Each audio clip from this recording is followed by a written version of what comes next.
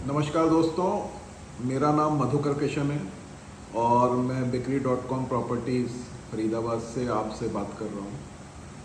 हम लोग property business में पिछले 20 साल से हैं। मुझे पर्सनली 20 साल से ज़्यादा का एक्सपीरियंस हो गया है प्रॉपर्टी लाइन में।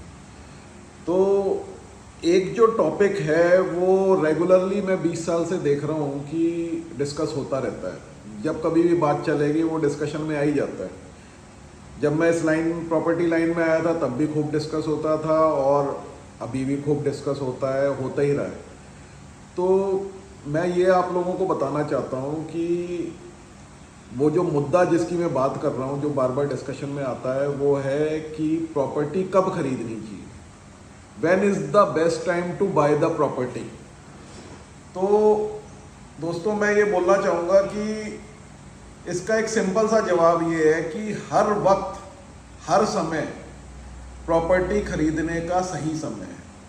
अब आप पूछेंगे भाई ये आपने कौन सी बात कर दी, ये तो कोई सोच समझ के बात की नहीं, क्योंकि प्रॉपर्टी नीचे भी जाती है ऊपर भी जाती है, और जब नीचे हो तब खरीदो, जब ऊपर हो तो ऐसे करो वैसे करो। तो देखिए, मैं आपको क्लियर बात बताऊं, ये बिल्कुल इम्पॉसिबल है कि हम ये पता कर सकें कि कब प्रॉपर्टी डाउन हो जाएगी, कब प्रॉपर्टी ऊपर चली जाएगी। जो लोग, मैं अपने एक्सपीरियंस से बता रहा हूँ, अपने तजुर्बे से बता रहा हूँ, जो लोग इस चक्कर में पड़े रहे कि प्रॉपर्टी अप डाउन होगी, तब डाउन होगी, तब खरीदेंगे, अब खरीदेंगे, वो लोग प्रॉपर्टी नहीं बना पाए। वो सोच में ही पड़े रह गए। हर चीज में इतना मेश नीम, इतना सोचबाजी, इतना दिमाग लगाते रह गए कि नहीं ले पाए।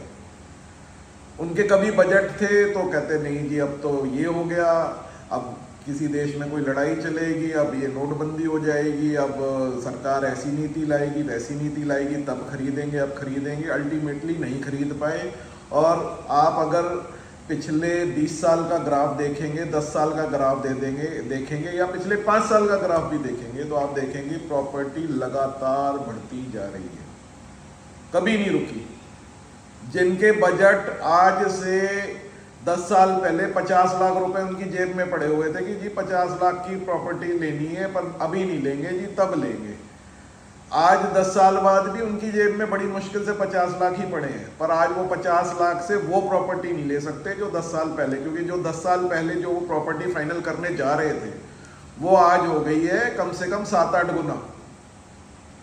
तो 7-8 गुना का मतलब ये, जो 50 लाख की चीज लेते वो आज की डेट में कुछ ना करते करते 4-4, 5-5 करोड़ की होती है।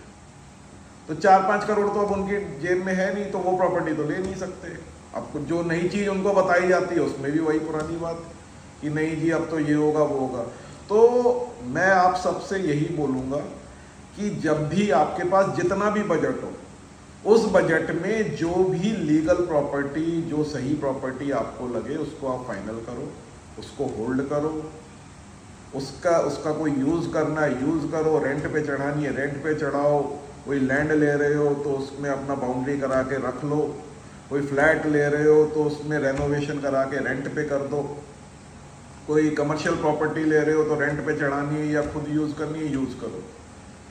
नहीं यूज करनी है तो उसमें अगर कोई रिटर्न आता है तो रिटर्न लेके दूसरी प्रॉपर्टी ले लो। पर आप प्रॉपर्टी बिजनेस से बाहर मत निकलो, प्रॉपर्टी खरीदते बेचते रहो, प्रॉपर्टी की लाइन में बने रहो। मेरा तो ये प्रोफेशन है, प्रॉपर्टी दिलवाना, प्रॉपर्टी बिकवाना। बट जो लोग नहीं भी इस प्रोफेशन में है, वो प्रॉपर्टी में इन्वेस्टमेंट करके, निवेश करके इस लाइन से जुड़े रहें, क्योंकि ये कभी नहीं पता लगता कि कब अचानक से प्रॉपर्टी बढ़ जाएगी। कई बार हमने देखा है कि आदमी आया, मान लीजिए 3 महीने पहले आया, 3 महीने पहले प्रॉपर्टी जो वो प्रॉपर्टी चाह रहा था, फॉर एग्जांपल 1 करोड़ की है, उसने कहा नहीं जी अभी तो मैं ये है वो है रुकूंगा, अभी तो ऐसा हो जाएगा वैसा हो जाएगा। 3 महीने बाद पता लगा कि गवर्नमेंट की कोई ऐसी नॉर्म्स आ गई, कोई ऐसी घोषणा हो गई, या मार्केट की कंडीशन ऐसी हो गई कि वहाँ बायर ज़्यादा हो गए, सब जो सेलर थे वो कम रह गए। अब वो 1.5 करोड़ वाली चीज़ अचानक से 1.25 करोड़ की हो गई, 1.5 करोड़ की हो गई। तो जिसका 1 करोड़ ही बजट था वो अचानक से कहाँ से 30 लाख 40 लाख 50 लाख लेके आ जाएगा, फिर वो आउट ऑफ बजट हो जाता है। तो जब भी आपके बजट में जो चीज़ आ रही है उसको ले लीजिए और उसको लॉन्ग टर्म तक होल्ड करिए और फिर उसके बारे में सोचना छोड़ दीजिए और अपनी नेक्स्ट प्लानिंग करिए लाइफ में, अगर आप एक इन्वेस्टर हैं तो।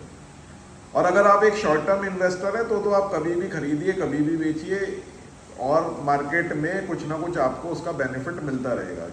अभी पूरी दुनिया में ये इजराइल और ईरान की लड़ाई चल रही है, वॉर चल रहा है मिडिल ईस्ट में, आप सभी जानते हैं। तो वहाँ पे दुबई हो गया और आसपास के कई कंट्रीज हैं जहाँ पे इंडियंस भी इन्वेस्ट करते थे, तो वो मार्केट नहीं चल रही है अभी। तो अभी ये भी हो सकता है कि बहुत से इन्वेस्टर्स जो कभी दुबई में इन्वेस्ट करते थे वो अब फ्यूचर में अपना पैसा दुबई में इन्वेस्ट ना करें।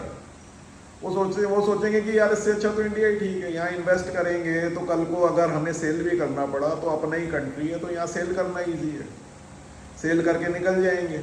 अब दुबई में जो मान लो फंस गया किसी का पैसा तो उसको सेल करना मुश्किल हो जाएगा। तो ये सब फैक्टर्स हैं। तो मुझे जो लग रहा है कि रियल स्टेट, इंडिया की जो रियल स्टेट है उसमें अब और पैसा आएगा। बाहर के कंट्रीज से भी लोगों ने देख लिया है कि इंडिया काफ़ी सेफ कंट्री है। काफ़ी कंट्रीज जो अपने आप को बताते हैं कि हम सेफेस्ट हैं, उनसे भी सेफ है। तो यहाँ पे आपकी इन्वेस्टमेंट बिल्कुल सेफ है। आप दिल खोल के इंडिया में इन्वेस्ट करिए, दिल खोल के पैसा कमाइए, आपको अच्छा रिटर्न मिलेगा। और इस चक्कर में मत पड़िए कि कब वो बेस्ट टाइम आएगा कि आप प्रॉपर्टी में निवेश करें।